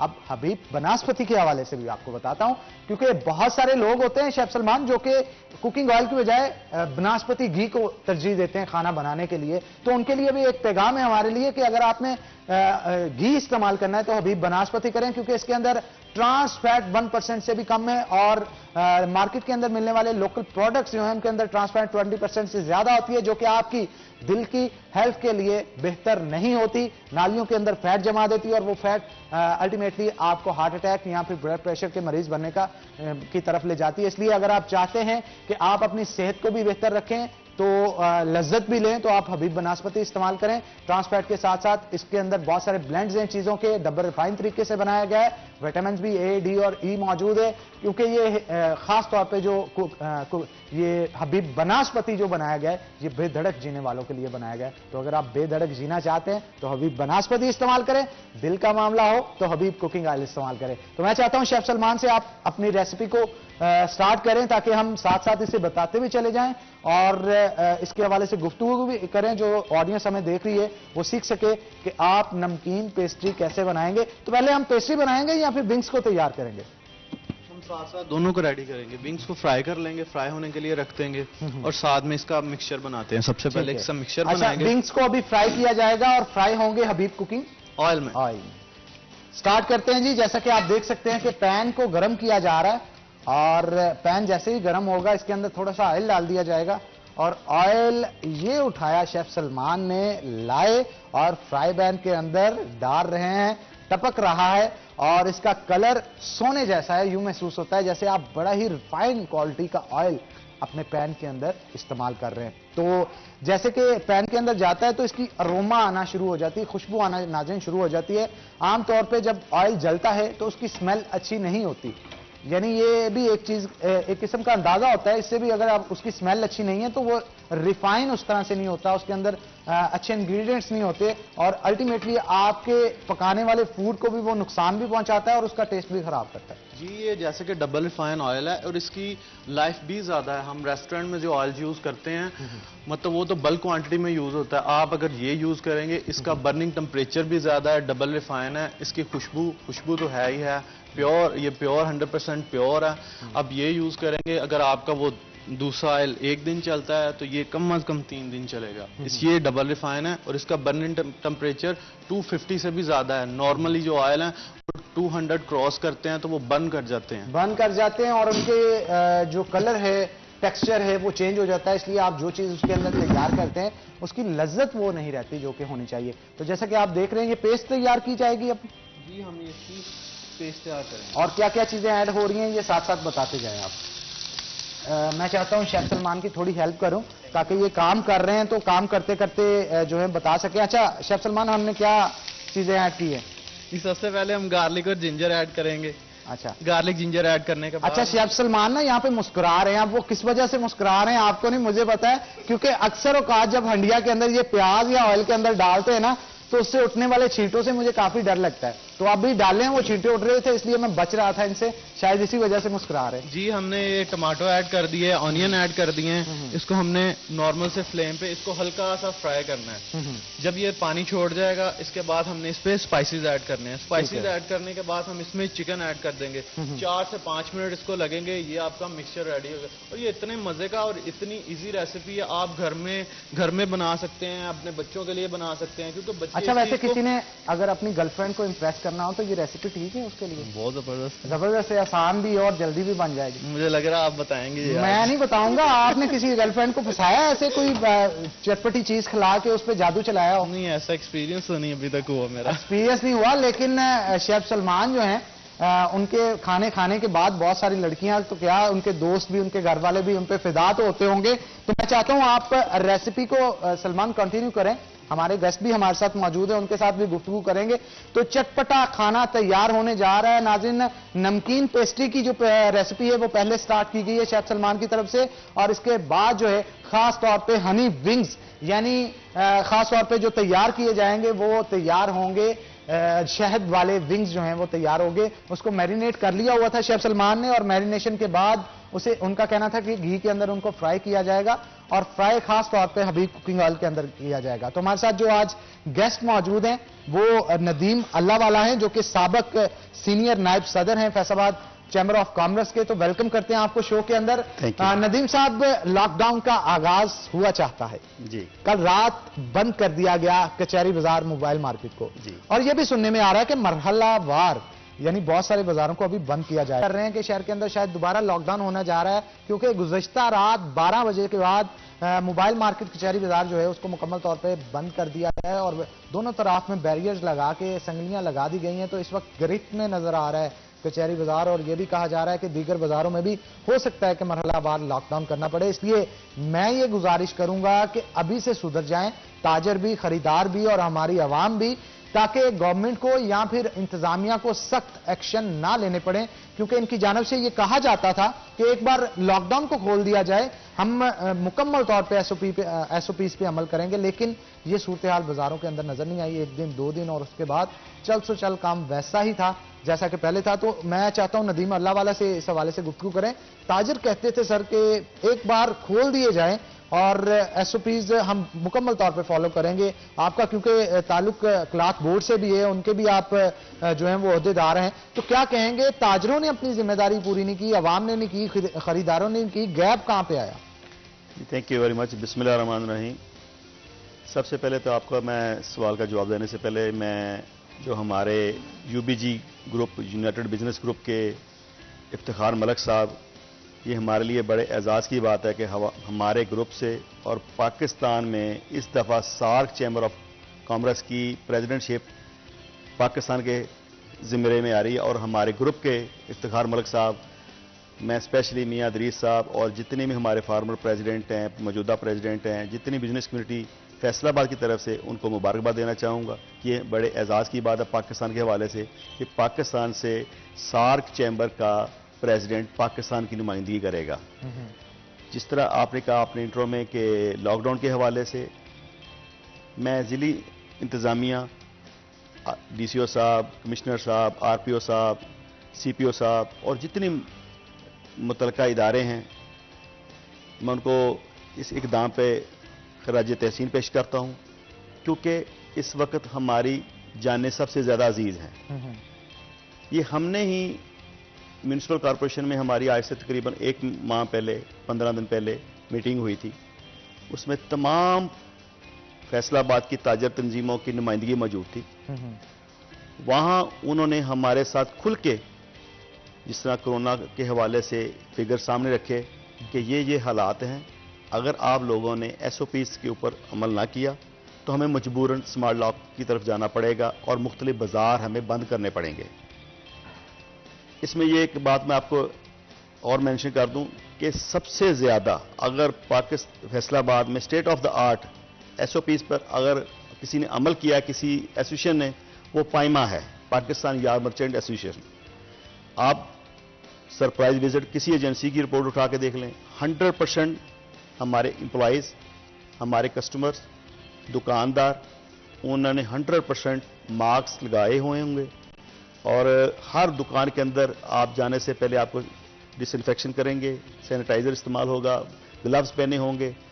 और हमने जो सबसे अच्छा इकदाम किया हमारी लीडरशिप ने पाइमा की, कि उन्होंने अपने पाइमा के अंदर जितने भी हमारी रेलेवेंट गलियां थी उनके ऊपर हमने संगल लगा के उनके ऊपर तमाम मोटरसाइकिल साइकिल बंद कर दी। उससे क्या होगा, बाजार खुले खुले हो गए और पैदल चलने से हमारे जो कस्टमर आ रहे थे उसमें रश नहीं पड़ा। लेकिन माज़रत चाहूंगा, मैंने जो गुज़श्ता रोज अभी देखा है वहां पे बैरियर्स तो लगे हुए थे, लेकिन इसके बावजूद बैरियर्स को साइड पे करके रश उतना ही था बाजार के अंदर जितना कि पहले था।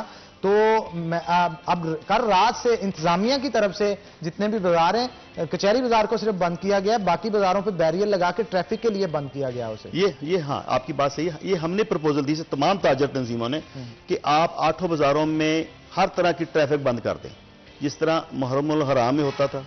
पूरे आपको बैरियर लगा के, खारदार तारें लगा के हर गली को वो बंद कर देते थे। हमने कहा था कि देखिए पूरी दुनिया में आपने देखा होगा कि जिस तरह वहाँ डाउनटाउन होता है, वहाँ पे आपको हर तरह की ट्रैफिक नहीं नजर आती, सिर्फ लोग पैदल नजर आते हैं। तो हमारा ये डाउनटाउन है, ये घंटाघर है।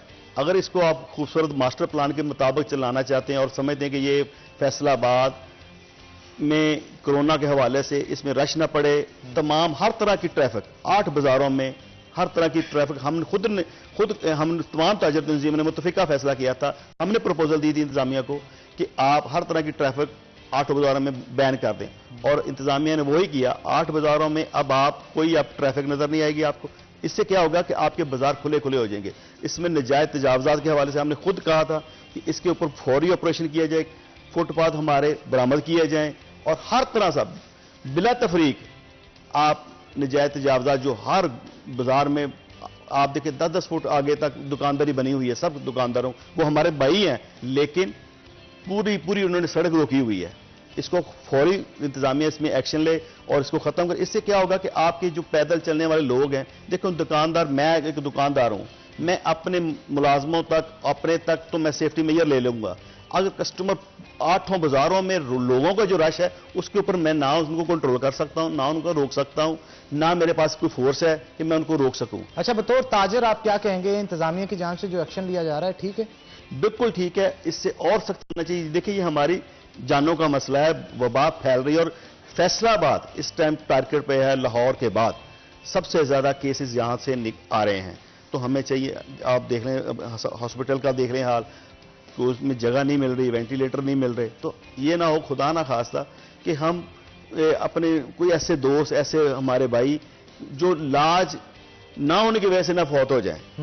तो हमें चाहिए, हम दोस्तों से भी रिक्वेस्ट करेंगे, तमाम एसोसिएशन से भी, कि आप प्लीज इसको केयर करें, रोकें, रश को रोकें और गैर जरूरी लोग जो बाजारों में आ रहे हैं, फैमिलीज आ रही हैं, वो खुदारा अपने घरों में रहें ताकि ये रश और ये चीज़ों का इसका कोई इलाज नहीं है। इसका बेहतरीन इलाज क्या है? आपने प्रिकॉशंस लेने, अपने घरों में रहना है, गैर ज़रूरी घरों से ना निकले, तमाम लोग मास्क पहने, ये 50% से ज़्यादा सेफ्टी है। अगर हमने एक दूसरे के साथ कारोबार भी करना है, मईशत का पहिया भी चलाना है, लेकिन उस हवाले से हमें लोगों को आपस में अवेयरनेस, जिस तरह मीडिया ने बड़ी अवेयरनेस दी है, बड़ा काम किया है, हम तमाम मीडिया पर्सन को, जो भी हमारे फ्रंट लाइन पे पैरामेडिकल स्टाफ हैं, तमाम जितनी फोर्सेस के लोग हैं, ये लोग फ्रंट लाइन पे इस टाइम काम कर रहे हैं और दिन रात कर रहे हैं। हम पूरी बिजनेस कम्युनिटी उनका ये एहसान कभी नहीं दे सकती। आप भी वर्कर, आपके वर्कर, मीडिया पर्सन हर जगह, हर सेक्टर जा रहे हैं, हर तरह की इवेंट कवर कर रहे हैं। ये आप लोगों का भी एक बहुत बड़ा कंट्रीब्यूशन है। और जिस तरह डॉक्टर्स और जिले इंतजामिया अपनी जान जोखिम में डालते हैं, हम भी आवाम को तमाम तर सूरत हाल से आगाह रखने के लिए खुद बाहर मौजूद होते हैं ताकि वो घरों के अंदर महफूज रह सकें। लेकिन मैं फिर यहां पे यही कहना चाहूंगा, खुदारा आप घरों में बैठे हैं, बाहर की सूरत हाल आपको बताने के लिए हम बाहर मौजूद हैं। अपनी जान की परवाह करें। यकीन जानिए, अगर आप अपनी जान की परवाह नहीं कर रहे तो वो सिर्फ आप ही का मसला नहीं है। अगर खुदा ना खास्ता आपको कोरोना वायरस हो जाता है, उससे आपके प्यारे यानी आपके बीवी बच्चे, आपके वालिदैन, आपके बहन भाई उससे मुतासिर हो सकते हैं और उससे फिर चेन साइकिल एक स्टार्ट होगा जो कि माशरे को घसीटता हुआ अल्टीमेटली नुकसान की तरफ लेके जाएगा। तो खुदारा नुकसान से खुद भी बचे, अपने घर वालों को भी बचाएं और इस माशरे को भी बचाएं। उसके लिए सबसे पहले आपको खुद को समझना होगा। खुद समझ जाएंगे तो सब समझ जाएंगे, खुद नहीं समझेंगे तो कोई नहीं समझेगा। नाज़रीन, एक ब्रेक लेंगे, ब्रेक के बाद दोबारा हाजिर होते हैं। कहीं मत जाइएगा, हमारे साथ रहिए। मैं थोड़ा लाइटर मूड के ऊपर भी आता हूं और चाहता हूं कि किचन के अंदर क्या सूरत चल रही है वो भी जान लेते हैं। शेफ सलमान से मैं पूछना चाहूंगा, शेफ सलमान, कहां तक रेसिपीज हमारी पहुंच चुकी हैं? जी ऑलमोस्ट हमारी रेसिपी सारी कंप्लीट हो चुकी है। जो हमारी नमकीन पेस्ट्री है वो भी हमारी रेडी हो चुकी है। विंग्स हमने वो फ्राई कर लिए हुए हैं, जस्ट हमने उसकी सॉस बनानी है और उसको। अच्छा, विंग्स की मुझे स्मेल बड़ी अच्छी आ रही है। आप गर्मा गर्म विंग्स के ऊपर हनी डालेंगे या इसको हनी के अंदर ही तैयार किया जाता है? नहीं, इसकी स्पेशल हम हनी सॉस बनाएंगे। हनी सॉस बनेगी और सॉस के अंदर इसको अच्छे तरीके से मैरिनेट कोट करेंगे। वो बड़ा ही वो सॉल्टी अच्छा, स्वीट बताते हुए आपके मुंह में पानी आ रहा है, मुझे महसूस हो रहा है। ये मेरा भी फेवरेट है। अच्छा, आपका भी फेवरेट है। नदीम अल्लाह वाला भी हमारे साथ मौजूद है, उनसे भी पूछ लेते हैं खाने कितने पसंद है जी आपको? जी खाने बस सिंपल चाइनीज ज्यादा मुझे पसंद है वैसे, और जो भी घर में तैयार हो जाए तो। एक फेवरेट डिश होती है ना? फेवरेट मेरी जी साग है।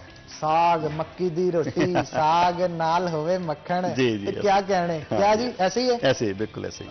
तो माँ की हाथ का बना हुआ साग और मक्की की रोटी हो तो बंदा उंगलियां चाटता रहता है। हाँ जी, ऐसे ही है। ये माँ स्पेशली, ये हमारी माओ की स्पेशल ये, पर अब तो ये डिशें नहीं चल रही, लेकिन ये खास डिश होती थी जो माँ बड़े प्यार से, बड़े एहतमाम के साथ बनाती थी। माँ जी से दरख्वास्त भी करते हैं, अम्मी आज साग पक जाए घर में तो मूड अच्छा हो जाए। ऐसे ही है। तो इसके अलावा आप घर के अंदर जब मूड अच्छा हो, साग का मौसम ना हो, तो क्या बनवाते हैं? फिर सब्जी कोई भी हो, भिंडी तोरी मुझे बहुत पसंद है, बहुत ज्यादा। ठीक है। अच्छा, मौजूदा बजट के हवाले से भी गुफ्तगू करते हैं। ताजर काफी तशवीश का इजहार कर रहे हैं। शिनाख्ती कार्ड की शर्त अभी भी खत्म नहीं की गई, 50,000 से बढ़ा के 1 लाख कर दी गई और ताजरों का यह कहना है कि यह चाहे 5 लाख भी कर दी जाए हम मंजूर नहीं करेंगे इसे। तो क्या कहेंगे इसके ऊपर आप? और दीगर जो ताजरों के लिए किस किस्म के कोई फंड्स मुख्तस किए गए हों, उनको रिलीफ दिया गया हो, आम आवाम को रिलीफ दिया गया हो, मुतमिन है ताजर मौजूदा सूरत हाल पे? देखें, हमें आपको पता है कि कोरोना से पहले ही हमारी मैशत काफ़ी उसका बुरा हाल था और हमने बड़ी जद्दोजहद की। पूरा साल हम मुज़ाकरात FBR के साथ, गवर्नमेंट के साथ हमने बड़ी प्रपोजल दी, बीइंग चैम्बर प्लेटफॉर्म के हवाले से, वहाँ से ताजरों, हर एसोसिएशन ने अपनी अपनी बजट तजावीज़ भेजी, लेकिन अफसोस के साथ कि हमारी गवर्नमेंट ने उन तजावीज़ को बिल्कुल रद्द कर दिया। शनाख्ती कार्ड के हवाले से वो शर्त ख़त्म नहीं हुई। हमें बड़ी उम्मीद थी बजट से कि ये हमारी कोई प्रपोजल जो हमने भेजी हैं सेल टैक्स के हवाले से, शनाख्ती कार्ड के हवाले से, लेकिन गवर्नमेंट ने उसके ऊपर कोई नहीं किया। अगर इसको आप ये जिस तरह आप देखिए, ये हुकूमत के पास बड़ा ही गोल्डन चांस था कि कोरोना के हवाले से पूरी दुनिया में हर मालियाती इदारे अपने अपने पूरी दुनिया को वो पैकेज दे रहे हैं, रिलीफ दे रहे हैं। अगर जिस तरह इन्होंने बजट बनाया है, अगर ये सिंपल जो अच्छी प्रपोजल ताजरों की तरफ से गई थी ये IMF के पास रख देते, मैं गारंटी करता हूं कि वो उन्होंने दूसरी बात नहीं करनी थी और उन्होंने मुकम्मल रिलीफ देना था। और इससे क्या होगा, इससे क्या होना था कि हमारे ताजरों के जो मुतालबे थे, जायज मुतालबे थे, उससे वो दोबारा ट्रैक पे जो हमारी मैशत काफी महीनों से गामजन हो दोबारा तरक्की की गामजन हो जाती। और इससे आप देखें कि बेरोजगारी में इजाफा दिन ब दिन हो रहा है। कोरोना के हवाले से कितने 37 यूनिट बंद हैं, आज भी कई इदारे बंद हैं, और इससे एक बेरोजगारी का सैलाब जो नजर आ रहा है बहुत पूरी दुनिया में, आपको देखें जॉबलेस कमी आ जानी थी, उसमें कमी आ जानी थी। और अभी भी देखें कौमी असम्बली में बजट सेशन चल रहा है, आज भी हमें उम्मीद है हमारे फैसलाबाद के जो हमारे नुमाइंदे हैं उनसे मैं गुजारिश करूंगा कि वो ताजरों की आवाज बने, अवाम की आवाज बने, और जो जायज मुतालबे ताजर कह रहे हैं उनके ऊपर, इसके ऊपर डिबेट होनी चाहिए। और इसमें गवर्नमेंट मान क्यों नहीं रही है आपके मुतालबे? आप देखें गवर्नमेंट की अपनी मजबूरियां हैं, पॉलिसीज उनकी अपनी हैं। ये बड़ा गोल्डन चांस था अगर जो ताजर एक साल के लिए हमें ये बजट फ्री आप दे देते कि भाई आप ये हमारे टारगेट है, ये फिक्स टैक्स हम कितनी देर से मुतालबा कर रहे थे, कपड़े वाले, पावर लूम वाले, हर सेक्टर, ताजर कभी भी टैक्स देने से इनकारी कोई भी नहीं है। हर ताजर टैक्स देना चाहता है क्योंकि इससे हमारी सेहत के मामलात, दिफा के मामलात जुड़े हैं। टैक्स कलेक्शन होगी तो पूरा मुल्क चलेगा। तो इस वक्त आप देख लें बॉर्डर की क्या कंडीशन चल रही है, हमें इससे रेवेन्यू और चाहिए। खुदा ना खास्ता ये इंडिया हमारे सर पे बैठा हुआ है, चीन के साथ उनके हालात अच्छे चल नहीं रहे, हमें और इसमें गवर्नमेंट को चाहिए था कि बड़ा ही कॉन्शियस होकर ताजरों के ऊपर आप एतमाद करें। एक दफा एक्सपोर्ट्स में कमी आ चुकी थी और इसके साथ साथ जो अंदरूनी मामला लॉकडाउन की वजह से बड़े खराब थे, तो रिलीफ उनको भी चाहिए होगा। हाँ जी, देखें एक्सपोर्ट के आप पूरी दुनिया में इस टाइम तमाम पोर्ट्स बंद हैं, कोई आपकी एक्सपोर्ट नहीं हो रही, सिर्फ फूड आइटम और सर्जिकल जितनी भी इक्विपमेंट्स हैं इस तरह की चीजें एक्सपोर्ट हो रही हैं। गवर्नमेंट को चाहिए था कि एक्सपोर्टर को भरपूर रिलीफ देते। इससे क्या होना था कि अगर आप देखें मेरे पास अगर एक्सपोर्ट के ऑर्डर हैं, अगर मेरे पैसे सारे गवर्नमेंट की FBR की तरफ चले जाएंगे सेल टैक्स की मद में, तो मैं नई मार्केट, नया कस्टमर कैसे ढूंढूंगा। उससे क्या होना था कि अगर आप इसको 1 डिजिट पे ले आते या इसको फ्रीज कर देते एक साल के लिए, पहले भी 0 रेटेड था टेक्सटाइल सेक्टर, जिस तरह आपने कंस्ट्रक्शन दिया है उनको पैकेज, इस तरह टेक्सटाइल एक देखें आप पॉलिसी मुनासिब होनी चाहिए। आपका कहने का मकसद ये कि पॉलिसी मेकर्स जो हैं कुछ इस तरह की पॉलिसी बना देते हैं जिससे नुकसानात अल्टीमेटली ताजर को उठाने पड़ते हैं, और ताजर जब कोई चीज महंगी करता है तो गवर्नमेंट उस पर एक्शन ले लेती है। बिल्कुल, देखिए जिस तरह आप देखिए बजट में हमें बिल्कुल उम्मीद थी कि ये रेट ऑफ इंटरेस्ट भी कम करेंगे, उस पर भी कोई काम नहीं हुआ। और दूसरी चीजें थी, शनाख्ती कार्ड की शर्त वो भी वैसे रही, बिजली के गैस के रेट वो भी वैसे रहे, और पेंशन वाले लोगों के हवाले से गवर्नमेंट के एम्प्लॉयज के हवाले कोई तनख्वाह में उसमें इजाफा नहीं किया। अब देखिए सेहत के हवाले से, कोरोना के हवाले से हमें नहीं पता कि क्या उनमें क्या इसमें कितना आगे कितना, क्योंकि इसके साथ अभी हमें पता नहीं कितना टाइम चलना है, और इफेक्ट्स आने के बाद आफ्टर इफेक्ट्स इसके क्या आने हैं। अभी तो सारी दुनिया लॉकडाउन में है, अभी तो बाजार लोगों के पूरी दुनिया खुली नहीं है। अब इसके साथ बेरोजगारी, बाकी चीजें, अनएम्प्लॉयमेंट पूरी दुनिया से आप देखें आगे हमारे जितने भी लोग गल्फ से या दूसरे मुल्कों से वापस आ रहे हैं, पहले वो हमें वहां से पैसे भेजते थे, अब वो भी आना कम हो जाएंगे। तो ये हमें गवर्नमेंट को सोचने की बातें हैं कि ये इस पे गौर करें। अभी बजट सेशन चल रहा है, जो भी अपोजिशन और गवर्नमेंट के नुमाइंदे मिल बैठ के जो अच्छा है इस मुल्क के लिए वो आपस में बैठ के मशावरत के साथ एक इसको अच्छी शेप दें, अच्छी शक्ल दें।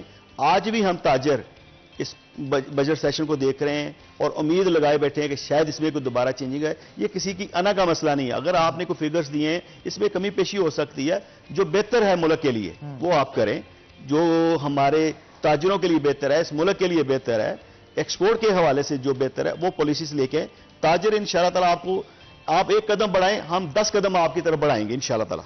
ये हमारा अपनी गवर्नमेंट से कमिटमेंट है कि आप ताजरों को एक फ्रेंडली बजट दें। ये बड़ा ही आपके ये इस टाइम मुल्क को चलाने के लिए बहुत जरूरी है। और जब तक ताजर खुश नहीं होगा, उसके पास काम करने वाले वर्कर्स और इसके साथ साथ मुल्की बेहतर तरीके से तरक्की की राह पे गामजन नहीं हो सकती। तो नदीम अल्लाहवाला साहब, आपका बहुत शुक्रिया, आप शो के अंदर आए, ताजरों के मसाइल भी बताए और आवाम से भी इस चीज़ की अपील की कि वो SOPs को फॉलो करें ताकि मौजूदा सूरत हाल से निपटा जा सके। किचन की तरफ मैं जाना चाहूंगा, शेफ सलमान से पूछते हैं। शेफ सलमान, कहां तक काम पहुंच गया है?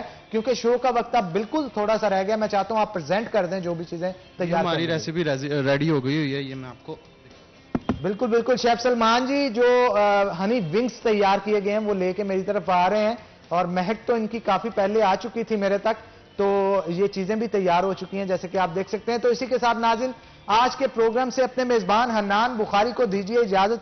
इंशाल्लाह कल होगी आपसे मुलाकात, तब तक के लिए अल्लाह ताला आपका हामी और नासिर हो।